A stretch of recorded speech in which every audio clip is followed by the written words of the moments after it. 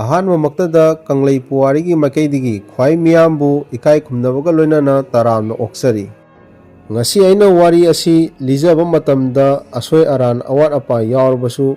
miyamna ngakpigani manipur gi puwari gi latamda mayek lana lehorogadoba adugumlaba yamna thamoi sokningai oiragadoba lanpham amagi wari ni ngasi miyam gi damakta pujarak liba wari Anglo Manipur War 1891 hairiba 1891 gi Anglo Manipur gi lanpham asida British amasung Manipur akanba lan soknaki maikai animakta asi ana yamna yaunaki 1891 gi March 13 digina April gi tang 18 fawba British na maikai ahum digi Manipur da lan tasinduna numit kunipani subna lan soknaraba matungda British na lan ngamki amasung kanglada ibdo pakhang bagi phiral singthaduna British ki Union Jack ki phiral oina paiki numit asida Manipuri singi mitlu piranga loinana nungsuk nungjanana pangal tekla nongsa amagum Manipuri singi ning tambagi numit taki ngasi su kaudri khongjong gi lanpham thongna faraba ipa ipu singi ikhengna malem imagi laimai ase chamkhibani nokna thawai katkhibani Malemda thongna phai haina sak sonariba Gurkha siphai phawba kai duna sen khibani kayamana maitai khutta mathwai mangmani ekhoi gi athauba ipai pu singduna maithirigani khangna mayok naba lanpham kayada thongna phana lanthingna duna thawaina pontha piki British siphai singi maphamda maitai singi thongna asi angakpa oikhi hairiba lanpham asi maithi jarabasu ipaipu singdugi wari singbun lijaruba matamda masa masu oiba ekhoida amuk nauna thongnagi mayol chonghalli hairiba lanpham asi kari kandongna thokhi haibigi matangda miyam punna taminasi matamgi iselna puraktuna sahi taret khuntakpa loisankhre maitaina lan ngamduna 1826 ta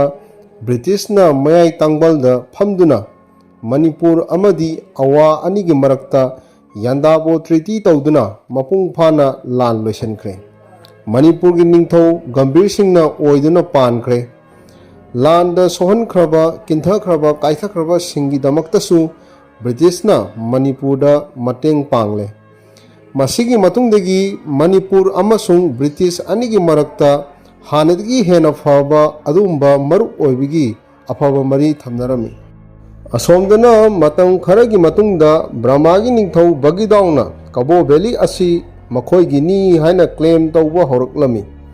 masidagi amuk nauna Brahma amadi Manipur anigi marakta ungkhanaraktuna lan thokpa yabagi phibamda laklammi hairiba matam asida British nasu Brahmagi ningthau Bagidawga afaba mari thamnanaba honarakpa tanjani maram asi leibana British na ngamni matagum Manipur gi mahut mareng sinduna 25 January 1834 da British masa FJ Grant Major Commissioner amadi RB Pemberton Captain Anina official oina khuyek piduna chaw khraba Kabo Valley asi matam chupagi oina Brahma lebakta sandokhi masigi damak British na compensation oina tha amada Manipur Sarkar da 500 sikar rupees thirami masina asum thirakpana Manipur na ning tamamdai mikup 1947 phawba leptuna British na Manipur Sarkar da thirami ningthau Gambir Singh su Kabo Valley pi khidore khangakpa mikuptagi thamoi laiman oiduna Kabo Valley pi trikangi mangjaunana 8 January 1834 da heart attack tawduna aroibe yahip tankhi Gambir Singhna Laikhidrabada mahagi hek masanupa pikliba sahi mari khakta ngairiba Chandrakriti na ningthau oiba tarami adumakpu angang oiriba Chandrakriti na ningthaugi bar puba ngamoidoba oibanina Gambir Singhgi hek manaunupa Narasingna ningthaugi bar punamak puba tarami somdadi British na Kabo Valley asi Brahma lebakta matam chuppagi oina sandokpa asida leipak miyam amadi Manipur gi angam athau leiriba punamak Sauning mana mai haunarabani pena dabana pek thanarabani Adubu Manipuri singna holiba sor British singna mayek seng na khangi. Phibam asi khangmana British na 1835 ta Manipur amadi British India anigi relationship asi yengsandanaba Manipur da ihan hana British ki political agent George Gordon tharaklami. Adumakpu Manipuri singna British ki mayokta karigumba thabak amata tawba ngamkhidi. Matamna asum haukhiduna 1850 da Nara Singna nongga khraba matungda Gambir Singhi masanupa ahal Chandrakriti na amuk ningthau oirami. Asomdana Brahma Laibak apumba British na loksananaba honarakpa tangkakni. British India amadi Brahma Laibak ani asi samnananaba honarakpa matamda British na Manipur phawduna chatpa takhi. Langi khusu khulai puthok pusin amadi atai atopa potlamsing puthok pusin tawba matamda ningtamba Manipur na mayaida thattuna leibanina Manipur gi ningthaugi ayaba lawba takhi. Maram asidagi Manipur bu loksananaba asengba tanja ngaiduna British singna lakhi. Mahara Chandrakirti na 1886 ta leikhidraba matungda mahaki hek masanupa ahal Surchandra na ningthau oirami. Mana ibungo Kulachandra na Jubraj ki pham pairami. Mathangsina mana ibungo Tikendrajit na Senapati ki pham paikhi. Ningthau Surchandra asi yamna pangdaba kiganba pukning leptaba mioi ama oirami. Mahaki lengak sasan asi miyamna apamba oikhidi. Adubu Kulachandra amadi Tikendrajiti miyamna yaba mioi ama oirami. Ningthau masin manau singi maraktasu saunaba yanadaba penadaba kayama yaruklami. Maram asidagi ningthau masa maselgi marakta ningthau khubam mikanaba horaklami. Ningthau Surchandragi lengak sasan asibu yaningdabadagi Narasinghi masanupa ahal Bora saubana ningthaugi mathakta lan horami. Ngamni ngamloi khangdana lan horubadagi ningthau Surchandragi makutta Bora sauba maithiduna magi khongmi lanmi kayaga loinana phadok taduna jailda leikhi. Jailda leiba asida athauba pauna barjabasi Purkhambam Kajau gi hek mayamba Purkhambam Tangko amadi Chongthamiya su yauribani. Masigi matungda pangdaba asan miran naiba ningthau Surchandragi pokminadaba manau jila ngamba amadi angausana anina ningthaugi mathakta lan haudore haiba aranba pauda yumpham oiduna ningthau Surchandra na makhoi anibu phaduna loi thananaba honarami. Pau asi mangjongnana angausana amadi jilangamba anina tabadigi thoina sauraba masimanau anina 1890 gi September gi tang kumathoi amasung kunithoi anigi lonaba ahingnongyaida ningthau Surchandragi tumpham kagi hek yum mathakta kairak thaduna kakhatlaga nongmai round kaya ama kapthoklami.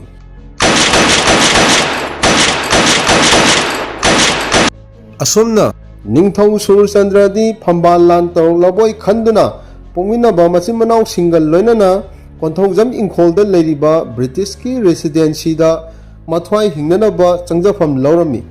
Ahing aduda nongmai makhol kaya tabadigi Tikendrajit amadi Koireng sanasu mapana chenthoraktuna karamna thokhibano kari maramgino hanglarabada angausana amadi jilangamba anina pendabadagi thokhiba thodokni khangbadagi lanjau thoktanaba khudakta khongmi lanmi semba takhirami. Ahingdumaktada Senapati Tikendrajit na Manipur gi kaisam sangdagi bondi chamri mu Bora saubagi phambal landa yaubadagi phajinduna thamlamba adu khudakta thadoktuna langi sem sarami. Thadokpa asida Manipur gi saknairaba Purkhambam Kajau Phingang Purkhambam Tangko Pauna Barjabasi amasung Chongthamiya su yauribani. Maromda thokleba irang asi yauningdabadagi Jubraj Kulachandradi Nambol Phojingda chakhirami. Adugumlaba konung lalhau aduda angausana amadi jilangamba anina makhoina maipak le haiduna to mangarak kaptuna ahingnongyai aduda miyamda khangankhi.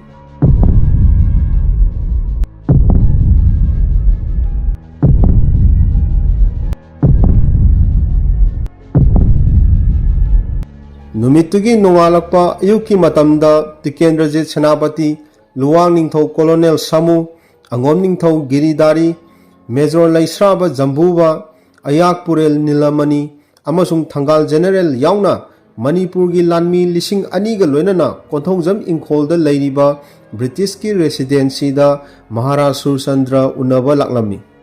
खोमी लानमीगा लोइनना चंगसलक्लिबा फिबम अदु उबदा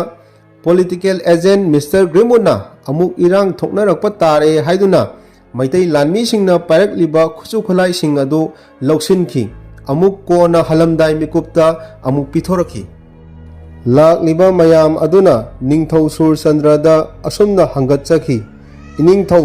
मणिपुर की निंगथौ मखा ताना ओइबिखो